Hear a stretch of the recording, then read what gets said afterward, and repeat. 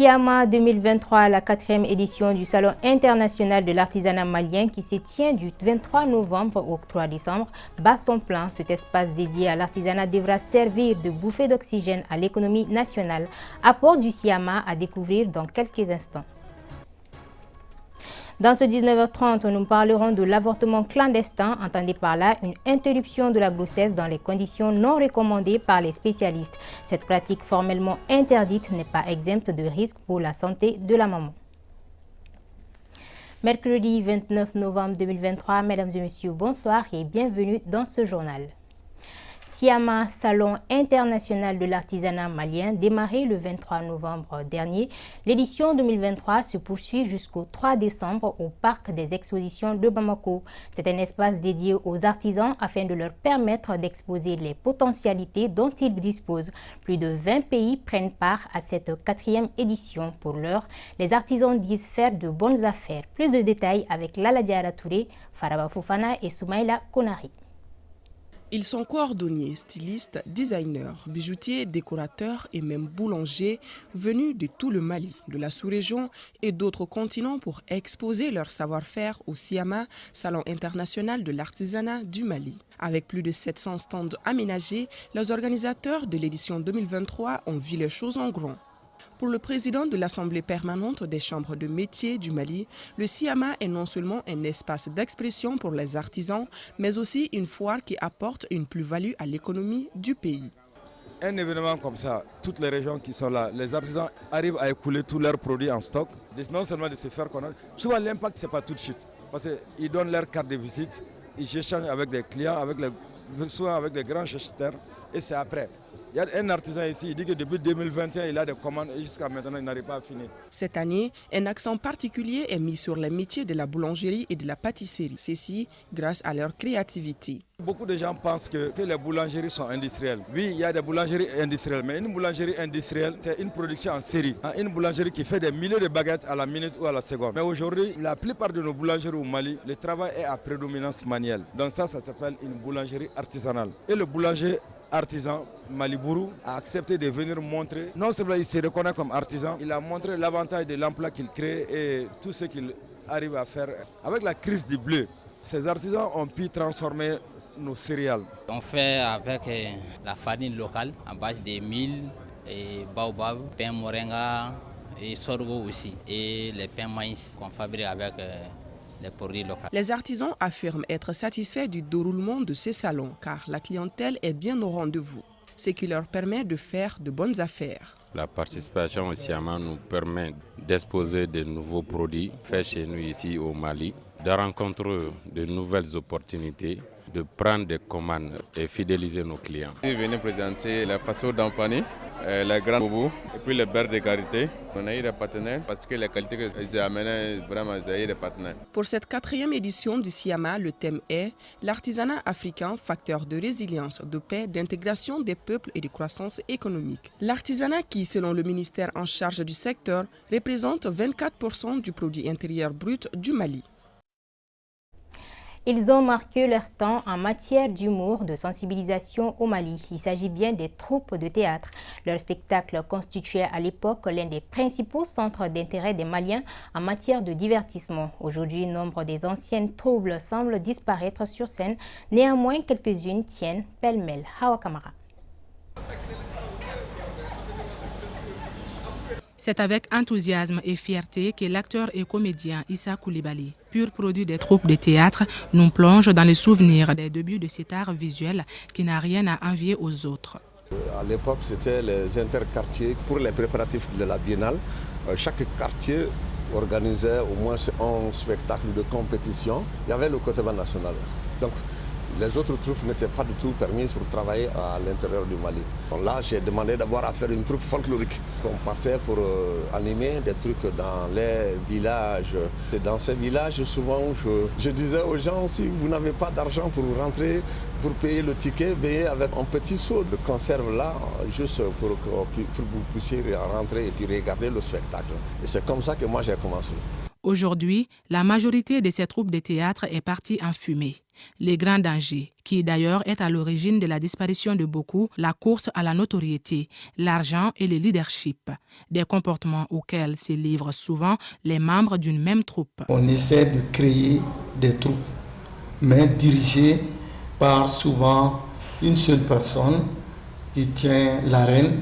Je suis le seul, si je parle, les gens rient, ou bien les gens sont plus sensibles à ce que je dis et que les autres n'avalent rien, parce que c'est ça qu'ils ont dans la tête. Ou bien je suis le leader de la troupe, il faut que c'est moi qui peux prendre tout l'argent et laisser les autres. Afin de préserver les troupes encore existantes, Acte 7, une association d'acteurs et de comédiens, lutte à travers la régénération. Il s'agit là d'intensifier la collaboration avec la jeune génération. La troupe Nurolon existe, elle continue à exister. Il y a eu 2 décès qui ont déstabilisé un peu la troupe, mais la troupe existe et elle est beaucoup plus sur le théâtre d'intervention sociale. Même ce matin, j'étais en train de donner des cours à des jeunes pour qu'ils continuent à pratiquer ce métier-là. Quand on voit aujourd'hui tout le travail que mène Lamine Diarra avec son festival Les Praticables, quand on voit le travail que fait Lévi Togo avec son Kennec en plus, quand on voit ce que fait Jean-Marie Ambroise Traoré, ce que fait Assistant Tangara, Maman Kone avec son lieu et son théâtre côté court, je pense que la relève est plus ou moins assurée. Soucieux de l'avenir des troupes et du théâtre au Mali, nos interlocuteurs invitent la jeune génération à l'assiduité dans le travail et l'humilité, garant du succès escompté. Je vous l'annonçais dans les titres, lorsqu'un avortement n'est pas sécurisé, il peut avoir des conséquences sur la santé de la femme. Pour dire que les femmes qui s'y adonnent courent un risque. Alors, quelles sont les conséquences qui peuvent en découler? Élément de réponse avec Kounali Bamani. Avec la restriction de la loi malienne face à l'avortement, beaucoup de femmes font recours à des avortements non sécurisés, clandestins. Une pratique qui n'est pas sans conséquences. Alors, les complications immédiates, ça peut être quoi le plus souvent? C'est lorsqu'au cours de cet acte, effectivement, d'avortement clandestin, il peut y avoir des complications hémorragiques. Ces hémorragies relèvent de quoi le plus souvent? Lorsque on fait ce qu'on appelle une perforation de l'utérus au cours de l'acte. Donc vous pouvez avoir des saignements qui peuvent survenir par la suite et ces saignements peuvent mettre la vie de la femme en danger. Et ça, c'est les complications qui peuvent être des complications immédiates. En plus de la perforation, il peut y avoir ce qu'on appelle embrochure des organes qui sont les organes abdominaux.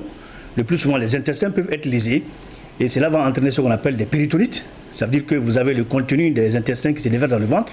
Ça va amener des complications, une inflammation du péritoine. Et cela peut, lorsque vraiment la prise en charge n'est pas adéquate, évoluer vers la mort. Difficile de donner des statistiques, mais d'après la dernière étude menée par l'hôpital du Point G, 2,3% des complications d'une grossesse sont liées aux conséquences de l'avortement non sécurisé. À travers un de nos projets qu'on est en train de piloter, qui s'appelle Plaidoyer pour un avortement sécurisé, on s'est rendu compte qu'il n'y a pas tellement de statistiques qui parlent des questions de l'avortement clandestin au Mali. Et toutes les études que vous allez prendre, ce sont des études disparates qui ont été faites ça et là, et plus souvent des études hospitalières. Ici, notre gynécologue invite les femmes à ne pas aller vers un avortement clandestin. Il les conseille plutôt d'aller vers la contraception afin d'éviter les grossesses non désirées. Parlons sport. L'espoir des Maliens de rafler la Coupe du Monde U17 n'a pas été comblé. Toutefois, après la défaite en demi-finale face à la France, l'équipe nationale du Mali des moins de 17 ans peut toujours espérer décrocher une médaille honorable à l'issue de la compétition. Réaction du public sportif sur le parcours des Aiglonnais, c'est dans ces reportages signés Moussa Diabati. Attention, le but. Tout avait pourtant bien commencé pour l'équipe malienne. Très dangereux dès le début de la compétition avec une victoire éclatante 3-0 contre l'Ouzbékistan en phase de poule. Avant de corriger le Mexique 5-0 en huitième de finale pour s'offrir le Maroc 1-0 en quart de finale. En demi-finale, c'est là que les rêves s'éteignent pour les U17 maliens qui s'inclinent 2-1 face à la France. Un parcours honorifique selon le public sportif malien. On peut dire que le parcours a été un parcours honorable, un parcours qui a donné suscitation au peuple malien, qui a donné goût au peuple malien. Je pense que cette équipe est à féliciter. Je commence d'abord en disant félicitations aux Aiglonnais du Mali. Déjà, je pense que les Aiglonnais ont honoré hier le Mali. Déjà, ils ont mouillé les maillots. Héroïque, les jeunes Maliens ont fait le jeu avant de craquer. Les matchs-là se sont joués sur des détails, sur le carton rouge de Dumia contre l'Espagne et l'autre de Sanogo face à la France. Mais dans l'ensemble, nous saluons vraiment le parcours de nos jeunes qui ont vraiment honoré tout un peuple. Vous voyez, le football, c'est les détails. Les détails, ça nous a manqué un deuxième match contre l'Espagne. Nous avons pris un carton rouge. On devait tirer des leçons par rapport à ça. Tous les matchs qu'on a perdus maintenant, c'est avec un carton rouge. Moi, je donne mon expérience.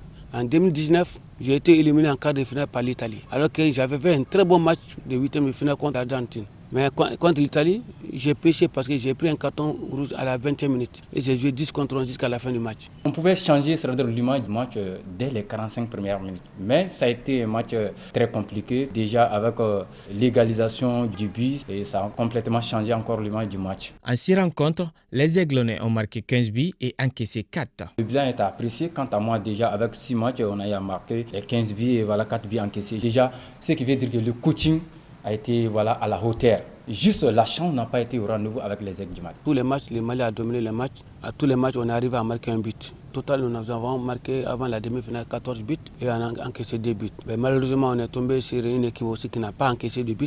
En plus du capitaine Ibrahim Diarra, d'autres jeunes Maliens se sont illustrés dans cette compétition. Concernant cette catégorie, vraiment, on peut dire que le Mali a toujours des bons joueurs à ce niveau. Si on se rappelle, les fois derrière, c'était la même chose. Mais la question que tout le monde se pose, après la CAN, la Coupe du Monde, ces jeunes-là vont où? Comment les jeunes-là vont évoluer?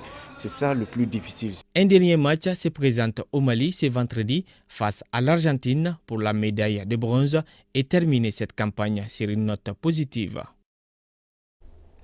Et cette nouvelle sportive éliminatoire CAN féminine Maroc 2024, le Mali accueille ce jeudi la Guinée au compte du match aller du deuxième et dernier tour qualificatif. Coup d'envoi 16h30 en direct et en exclusivité sur ORTM2. Alors tous au stade du 26 mars pour soutenir les Aigles dames du Mali en avant pour la victoire. Et c'est ce qui met fin à cette édition. Merci de l'avoir suivi. L'édition Kibarou, c'est juste après avec Mamariam Kassambara. D'ici là, portez-vous bien et bonne suite de nos programmes.